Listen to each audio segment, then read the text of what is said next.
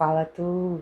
Oi, meu nome é Lívia Sem Imersões Literárias. Dando continuidade então às leituras que estamos fazendo no mês de março, mês dedicado a livros cujos escritores sejam do gênero feminino, hoje a minha indicação é esse clássico da literatura universal, Mrs. Dalloway, minha primeira Virginia Woolf.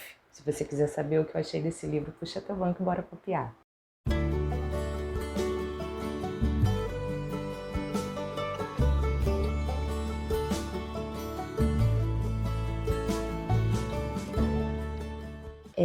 Essa é a segunda tentativa de gravação. A primeira deu ruim. Mas vamos lá, vai ser rapidinho. Eu falava na primeira tentativa que esse livro para mim foi um grande desafio, porque talvez você que esteja vendo esse vídeo, caso você caia por aqui, oi, você já saiba que a Virginia Woolf é dos que gostam do fluxo de consciência nas suas narrativas. Para mim, como ele já começa, né, a passagem, não existe uma passagem de um narrador onisciente, tradicional, para dentro da cabeça dos personagens, já começa logo na primeira linha, no primeiro período da narrativa.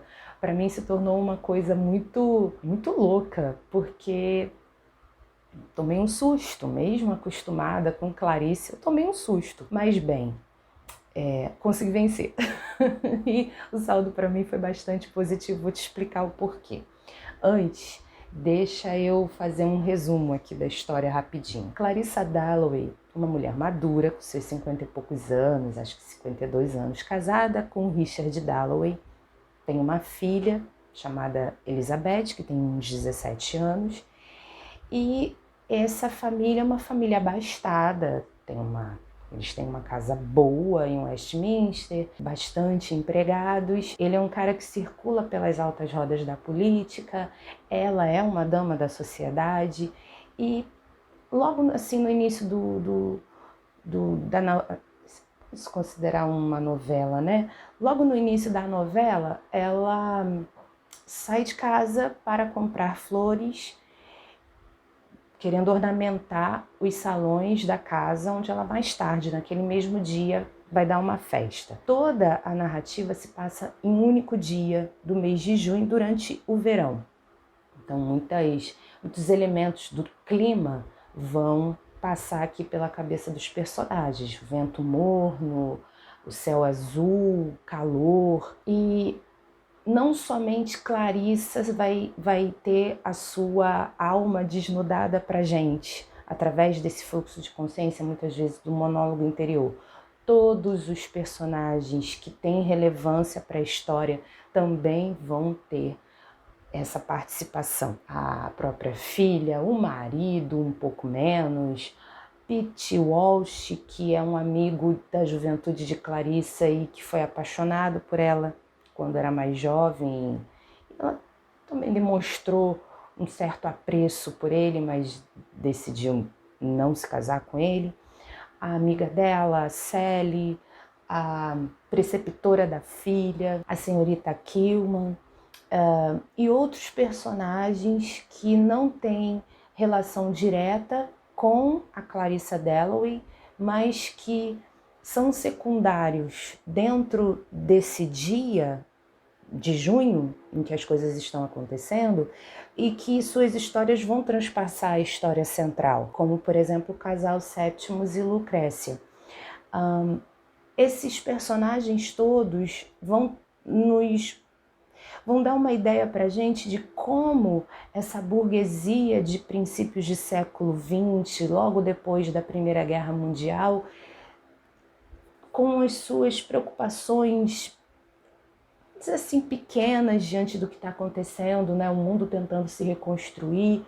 É bem importante lembrar que o livro foi lançado em 1925, então você tem aí uma sociedade inglesa que está procurando se reerguer, né, depois dessa guerra. Cada uma dessas personagens vão nos demonstrar algum tipo de sentimento de preocupação, de muitas vezes sentimentos vazios. A própria Clarissa Dalloway não é o tipo de mulher estudadona, sabe? Muito inteligentona, que consegue conversar sobre tudo. Pelo contrário, ela se relega ao papel de mulher de Richard Dalloway e acaba tendo uma certa inveja ou admiração ou rivalidade com outras mulheres que têm essa característica de poderem conversar, que nem diz o narrador aqui, como homens, falarem como homens. Ela também demonstra ser uma mulher solitária.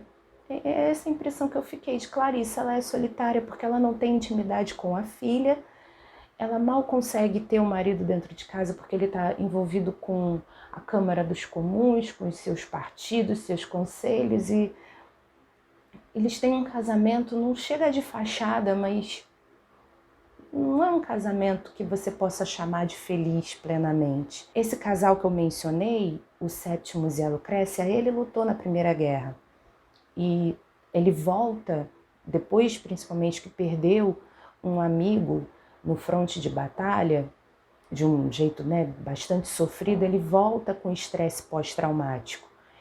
E naquela época, imagina, não havia possibilidade de os médicos entenderem esse tipo de trauma e perceberem que a desmedida loucura, a depressão que ele está sentindo tem vamos dizer, essa origem, né? Então, o Sétimo sofre muito num mundo completamente paralelo que ele acaba desenvolvendo para si. E a Lucrécia, que sai de Milão, na Itália, tendo conhecido esse marido durante esse período, inclusive, da guerra. Ela vem morar com ele em Londres, desesperada para formar uma família, eles casados depois de alguns anos, e ele não está vivendo, ele realmente desenvolve algumas características que você poderia até chamar de uma certa esquizofrenia, porque fala sozinho, tem alucinações. Pois bem, a vida desse casal dentro desse dia nos demonstra, até porque eles também o narrador também vai demonstrar os pensamentos deles para nós, esse casal vai ter um momento muito difícil dentro da narrativa. E, de uma certa forma, esse momento difícil vai entrar na vida de Clarissa. Como eu falei, a Clarissa sai de casa disposta a comprar essas flores. Ela caminha ali pelo centro de Westminster, volta para casa, seu marido sai para um almoço, sua filha sai para as compras com a sua preceptora. Sétimos e Lucrécia estão nessa situação que eles estão vivendo ali, aquela angústia naquele dia.